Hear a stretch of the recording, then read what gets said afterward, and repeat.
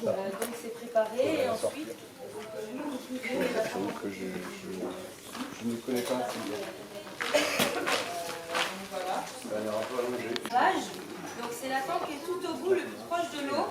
Je vais passer devant pour vous montrer le chemin. Donc là tu dessines toutes les pistes. Oui, sauf qu'on n'identifie pas de piste pour l'instant. On n'a vraiment qu'une zone d'inoturbation. Mais Il y a piétinement un peu partout. Ouais, je dessine en tout cas tous les pseudonodules, les structures en grès. Comme ça on sait où est-ce qu'ils étaient. Ensuite on va tous les prendre au théodolite. On va leur donner un petit numéro de cotation, de points géographiques. Et après, on va tous les retourner pour voir s'il y en a qu'on peut identifier. Savoir si c'est main, pied. Voilà, c'est des moulages, c'est sur la face interne qu'on va avoir conservé l'empreinte de l'empreinte du pied ou de la main de stégosaure ou d'autres choses. Et donc c'est là qu'on va en sélectionner quelques-unes qu'on va garder en collection. Mais on aura quand même enregistré toute la position parce qu'il y en a qui sont moins bien conservés, mais leur position peut être informative si ça peut compléter une piste qu'on va identifier après par exemple. Pour l'instant on n'a pas identifié de piste, plutôt des tendances on va dire.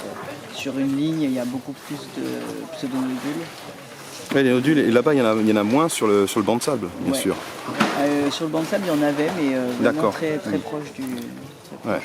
Et là-bas tu penses vraiment que c'est une empreinte de... Je suis pas sûr encore, mais je suis assez convaincu pour l'instant. Ça ressemble vraiment en tout cas à une empreinte de sauropode, ne serait-ce que par la taille et la forme. La forme. C'est une main gauche, ce serait une main gauche. Si on a le hallux, le pouce de ce côté ici. Et au-dessus de l'empreinte, il y en aurait une moins profonde. Oui, et sur le côté. Aussi beaucoup, qui serait peut-être une droite. Enfin voilà, à voir. À vérifier tout ça. Oui, avec en plus une petite partie devant, on a l'impression qu'il aurait glissé. Oui, totalement. C'est très étrange. Mais là, surtout, ce qui est super intéressant, c'est qu'à côté de cette possible empreinte, déjà, ce serait la première empreinte vraie. Vrai, oui, voilà, c'est pas une contre-empreinte. Voilà, pour l'instant, on n'a eu que des remplissages. Et en plus, juste à côté, on a des structures sédimentaires assez fines. Je ne suis pas encore sûr de ce que c'est, mais ça ressemble à des petites figures de ruissellement. Donc de remplissage par l'argile de l'empreinte. Donc ces petites structures-là sédimentaires, elles ne payent pas de mille, mais en fait elles sont super intéressantes pour relier en fait nos objets au sein du gisement.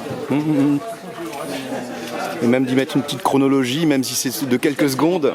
Ouais, totalement. Mais cette année, là, je suis hyper content parce que là, on a cette structure-là qui est hyper informative. Côté CG17, ce qui est génial, c'est qu'on a la fameuse figure en goutte là, que j'ai interprétée comme probablement une empreinte remplie non pas par du sable cette fois, mais par de l'argile. Donc on n'aurait plus que la forme des... déjà l'année dernière, il y avait déjà... Elle y était, Et ce qui est génial, c'est qu'à côté, on pourra aller voir après, mais à côté, il y a la même figure, mais avec un remplissage classique d'empreintes. Donc en fait, ces deux objets côte à côte, ça permet de relier et de dire c'est probablement le même processus qui est à l'origine de ces deux structures. Il y en a une pour laquelle on est un peu plus sûr que c'est de l'empreinte, et ça fait des années qu'on se pose la question. Les figures un petit peu comme ça, des gouttes dans les argiles, mais remplies d'argile, sont bien des empreintes ou pas. Et ça répond à une question super importante dans la mise en place du site, parce qu'on a souvent un débat dans l'équipe pour savoir si dans la zone centrale, tu te souviens, on avait le banc de sable, on avait beaucoup de dinoturbations enregistrées.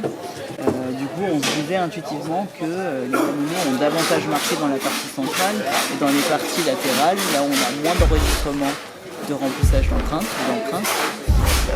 de dinoturbation, ils vont probablement moins marcher là.